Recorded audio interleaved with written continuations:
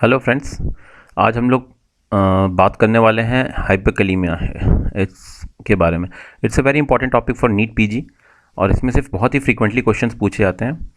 So the normal value of potassium in our body is 3.5 to 5 milliequivalent per litre. अब एक चीज़ हमें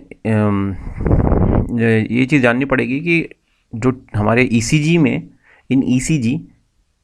ECG में जो T wave होती है उसकी एम्पलीट्यूड डायरेक्टली प्रोपोर्शनल होती है पोटेशियम लेवल के। दैट मीन्स अगर पोटेशियम का लेवल हमारी बॉडी में बढ़ता है तो ईसीजी में टी वेव की एम्पलीट्यूड भी बढ़ती है। और दूसरी जो सेकंड कॉन्सेप्ट है which is very useful is जो एसटी सेगमेंट होता है वो टी वेव को फॉलो करता है ईसीजी में। सपोज अगर ST segment is going upwards तो टी वेव भी ऊपर की तरफ शिफ्ट होती जाती है। एसटी सेगमेंट ऊपर जा रहा है तो टी वेव भी उसको फॉलो करती है, और अगर टी वेव नीचे जा रहा है तो एसटी सेगमेंट भी नीचे की तरफ जाता है। जो थर्ड इंपॉर्टेंट कॉन्सेप्ट होता है ये होता है कि फर्स्ट ऑफ ऑल जो पोटेशियम का लेवल जैसे बॉडी में बढ़ता है तो हार्ट को ये स्लो करता है। दैट मीन्स कार्डियोप्लीजिया करता है ये। और जो पोटेशियम का लेवल पोटेशियम क्या करता है, जो जितनी भी हमारी ईसीजी में रीपोलराइजेशन वेव्स होती हैं उनकी एम्पलीट्यूड को बढ़ा देता है। And it's a very important concept. और जो जितनी भी डीपोलराइजेशन वेव्स होती हैं उनके एम्पलीट्यूड को कम करता है। और जो टी वेव होती है उसको कैसे हम लोग आइडेंटिफाई करते हैं ईसीजी पे, इसका एक बहुत ही आसान, बाकी वेव सपोज करो पी वेव और टी वेव में हमें डिफ्रेंशिएट करना है। तो जो टी वेव होती है उसकी हाइट 10 up to 10 mm होती है इन चेस्ट लीड्स में और 5 mm होती है लिम्ब लीड्स में। अब हम लोग बात करते हैं कि अगर जो हमारा पोटेशियम लेवल जो कि 3.5 to 5 milliequivalent per litre होता है, अगर उससे ज़्यादा लेवल बढ़ता है तो ईसीजी में क्या क्या क्या चेंजेस आते हैं ये देखिए। This is a normal ECG. जैसे इसमें ईसीजी में हमारी बॉडी में पोटेशियम लेवल बढ़ना शुरू होता है तो सबसे फर्स्ट जो चेंज होता है that is called as T wave का लेवल बढ़ने लगता है। That they are called as tall tented T wave. Because जो आप देख सकते हैं एक टेंट की तरह लग रहा है, जैसे पुराने ज़माने में हम लोग टेंट लगाते थे, इसको हम लोग टॉल टेंटेड टी वेव्स कहते हैं। जैसे ही ये 6 मिली इक्विवेलेंट पर लीटर से ज़्यादा पोटेशियम बढ़ता है तो first ECG change is tall tented T wave. उसके बाद जैसा कि मैंने आपको बताया, ये कॉन्सेप्ट पहले ऊपर बता चुका हूँ कि जो टी वेव होती हैं वो एसटी सेगमेंट जो होता है वो टी वेव को फॉलो करता है। तो जैसा कि पहला चेंज टी वेव का एलिवेशन हुआ तो उसी के साथ एसटी का सेगमेंट का भी एलिवेशन होता है। अब मैंने एक चीज़ आपको एक और बताई थी, कॉन्सेप्ट बताया था कि जो पोटेशियम होता है वो इटसेल्फ हमारे हार्ट को स्लो करता है। तो जब सारी वेव्स स्लो होती हैं, स्पेशली जब वेंट्रिकल कॉन्ट्रैक्शन स्लो होता है तो there will be QRS widening. QRS widening होगी जैसे कि आप लोग देख पा रहे हैं यहाँ पे, ये जो क्यूआरएस सेगमेंट है ये बढ़ गया है। Normally it's up to 120 milliseconds. ये जैसे ही पोटेशियम का लेवल बढ़ता है क्यूआरएस वाइडनिंग स्टार्ट हो जाती है। और लास्टली जैसे ही ये जो क्यूआरएस होता है, ये हमारा जो क्यूआरएस सेगमेंट होता है ये टी वेव में मर्ज कर जाता है तो उसको हम लोग खास एक साइन वेव पैटर्न कहते हैं। फिजिक्स में आपने पढ़ा होगा, this is called a sine wave pattern typical. जैसे ही हमारा पोटेशियम लेवल 9 मिली इक्विवेलेंट के ऊपर जाता है तो ईसीजी में हमें टिपिकल साइन वेव पैटर्न मिलता है because of QRS merge in T waves. और यहाँ पे पेशेंट की डेथ हो जाती है because of diastolic arrest. Diastolic arrest is the cause of death, ये हम लोग फिजियोलॉजी से जानते हैं।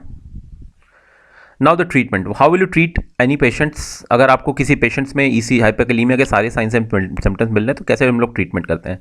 तो ये पीजीएमई में बहुत अच्छा क्वेश्चन मतलब पूछा जाता है कि what is the drug of choice.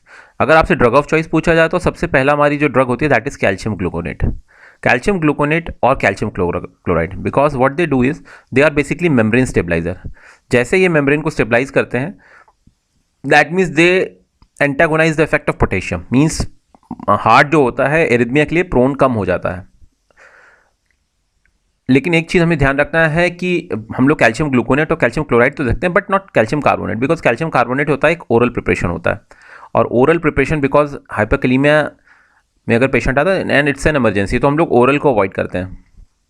सो अगर आपको एमसीक्यूज में ये कैल्शियम ग्लूकोनेट और क्लोराइड दे रखा है, सॉरी कैल्शियम कार्बोनेट दे रखा है, तो you have to go for IV preparation, क्या specifically calcium gluconate. Then second comes the most effective, ये क्वेश्चन भी बहुत फ्रिक्वेंटली पूछा था, मोस्ट इफेक्टिव ट्रीटमेंट जो होता है that is insulin drip. Insulin neutralization drip देते हैं हम लोग पेशेंट को। इससे होता क्या है कि जो पोटेशियम का लेवल हम लोग 1 घंटे में 0.5 से 1 मिली इक्विवेलेंट तक को गिरा सकते हैं। इंसुलिन करता क्या, it causes intracellular shifting of potassium ion, ये हमारे सेल्स के अंदर पोटेशियम की शिफ्टिंग कराना स्टार्ट कर देता है, जिससे कि हमारा सीरम में पोटेशियम लेवल कम होने लगता है, और it is the most effective treatment. इसके साथ साथ हम लोग साल्बुटामॉल भी दे सकते हैं, एल्बुट्रॉल, इसके नेबुलाइजेशन कराते हैं हम लोग। नेबुलाइजेशन इसका भी मोड ऑफ एक्शन सेम होता है, it's a beta two agonist, it's a beta two agonist. और ये करता क्या है, it also causes intracellular shifting of potassium ion. अब ये हम लोग जानते हैं कि पोटेशियम, इसका एक side effect which is tachycardia, it's is very helpful in treatment of bradycardia cause by hyperkalaemia. तो साल्बुटामॉल से हमारे दो फायदे होते हैं, एक तो ये हार्ट रेट बढ़ाता है और दूसरा पोटेशियम लेवल को इटसेल्फ कम करता है। फिर जो चौथी जो ड्रग होती है, ये भी क्वेश्चन पूछा जाता है कि इंसुलिन और साल्बुटामॉल और इंट्रासेलुलर शिफ्टर्स, बट जो चौथी ड्रग होती है दैट इज़ फ्यूरोसमाइड, जो लैसिक्स हम लोग यूज़ करते हैं। ये करती क्या है, ये बॉडी से हमारे पोटेशियम का लॉस कराती है। इट्स अ कैलयूरेटिक ड्रग, कैलयूरिया कराती है ये। और जिससे कि पोटेशियम का लॉस होता है।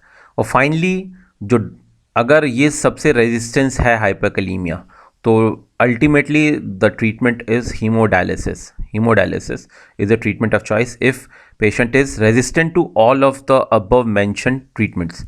हीमोडायलिसिस हमारा लास्ट ट्रीटमेंट होता है। अब हम लोग बात करेंगे हाइपोकैलीमिया के बारे में। What is hypokalaemia? जैसा कि मैंने बताया था आपको ऊपर कि normal values 3.5 to 5 milliequivalent per litre, but अगर ये लेस देन 2.5 हो जाए तो उसको हम लोग हाइपोकैलीमिया कहते हैं। हाइपोकैलीमिया का जो पहले मैं आपको किडनी में बता चुका हूँ कि हाइपोकैलीमिया का most common presentation muscle weakness होती है, और in hypokalaemia cause of death is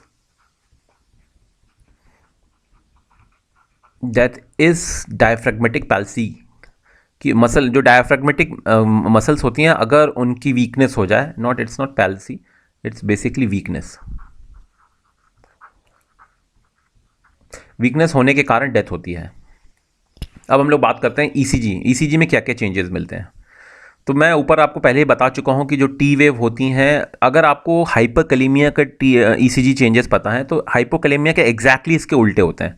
जैसा कि हमने ऊपर पढ़ा था, फर्स्ट जो ईसीजी चेंज होता है that is tall tented T wave. तो हाइपोकैलीमिया में क्या होता है, there is a T wave inversion, या कभी कभी ये टी वेव एब्सेंट भी हो सकती है, या टी वेव एब्सेंट हो जाती है, या टी वेव की हाइट छोटी हो जाती है, या टी वेव इन्वर्टेड हो जाती है। अब यहाँ पे एक क्वेश्चन आता है कि टी वेव का इन्वर्जन अपार्ट फ्रॉम हाइपोकैलीमिया दो और कंडीशंस में मिलता है। First one is unstable angina and second one is NSTEMI. ये पीजीएमई में बहुत क्वेश्चन पूछा जाता है कि टी वेव इन्वर्टेड किस किस कंडीशन में मिलती है या मिल सकती है।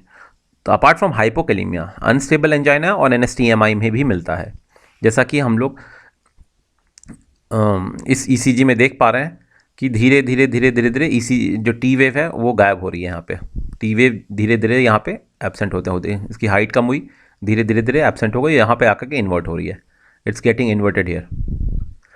फिर हम लोग, अब मैंने बताया था कि जहाँ जिस डायरेक्शन में टी वेव जाती है उसी को एसटी सेगमेंट भी फॉलो करता है। तो यहाँ पे एसटी सेगमेंट भी इन्वर्ट हो जाता है, या मतलब उसकी भी फ्लैटनिंग होती है या डिप्रेशन होता है। अब एक इम्पॉर्टेंट क्वेश्चन जो आता है कि पी वेव की हाइट इसमें बढ़ जाती है। जैसा कि हमने पी वेव की जब हाइट बढ़ती है, इस कंडीशन को हम लोग कहते हैं pseudo P pulmonale, because it's not a real P pulmonale. का मतलब क्या होता है कि अगर P wave in lead two में अगर पी वेव की हाइट 2.5 स्मॉल स्क्वायर से ज़्यादा मिलीमीटर से ज़्यादा हो जाए in absence of pulmonary arterial hypertension, तो उसको हम लोग, अगर पल्मोनरी आर्टीरियल हाइपरटेंशन से है तो उसको तो पी पल्मोनाले कहते हैं, लेकिन अगर उसकी एब्सेंस में है तो उसको हम लोग सीडो पी पल्मोनाले कहते हैं। और ये कैरेक्टरिस्टिक होता है हाइपोकैलीमिया का। फिर आती है एक प्रोमिनेंट वेव जिसको हम लोग यू वेव कहते हैं। ये यू वेव बहुत ही फ्रिक्वेंटली क्वेश्चन पूछा था कि यू वेव का फॉर्मेशन हाइपोकैलिमिया में मिलता है बहुत कॉमनली। अब यू वेव देखिए दो चीज़ आ गई, एक तो टी वेव एब्सेंट हो गई और यू वेव का फॉर्मेशन हो गया। तो होगा क्या, जो हम लोग ये बात जानते हैं कि ये हमारे ईसीजी में क्यूआरएस कॉम्प्लेक्स के बाद नॉर्मली टी वेव आता है, जब टी वेव गायब हो चुकी है और ये हमारी यू वेव आ चुकी है, यू वेव बन गई है, तो ये जो this interval will be Q U interval, क्योंकि बिकॉज ऑफ टी वेव गायब हो चुकी है। तो इस कंडीशन में हाइपोकैलिमिया में प्रोलॉन्ग क्यू यू इंटरवल मिलता है because of absent T wave. मैं ये बता चुका हूँ, बिकॉज इनिशियली टी वेव गायब होती है, इसलिए प्रोलॉन्ग क्यू यू इंटरवल होता है। अब इसका जो ट्रीटमेंट होता है वो बहुत ही आसान होता है। हमको पोटेशियम, पेशेंट का पोटेशियम कम है तो हम लोग उसको KCl देते हैं आईवी फॉर्म में, इंजेक्शन KCl इंट्रावेस्कुलर आईवीएफ के साथ, फ्लूइड्स के साथ मिला के देते हैं via peripheral line. Central line से इसलिए नहीं देते क्योंकि हम लोग suddenly it can rise up to a dangerous level, potassium का लेवल सडनली डेंजरस लेवल तक बढ़ सकता है, इसलिए हम लोग टाइट्रेटेड फॉर्म में पेरिफेरल लाइन से देते हैं। और मैक्सिमम हम लोग 20 to 40 milliequivalent per hour की तक दे सकते हैं पोटेशियम को। जैसा कि हमने देखा, ये दोनों जो ईसीजी हाइपोकैलेमिया और हाइपरकैलेमिया के ईसीजी जो चेंजेस होते हैं वो बहुत ही इंपॉर्टेंट होते हैं। तो इस लेक्चर को आप लोग एटलीस्ट 2 से 3 बार देखें और नोट्स बना लें जो, और क्योंकि इससे बहुत फ्रीक्वेंटली क्वेश्चंस आते हैं। और मेरे इस चैनल को सब्सक्राइब करना ना भूलें। Thank you. और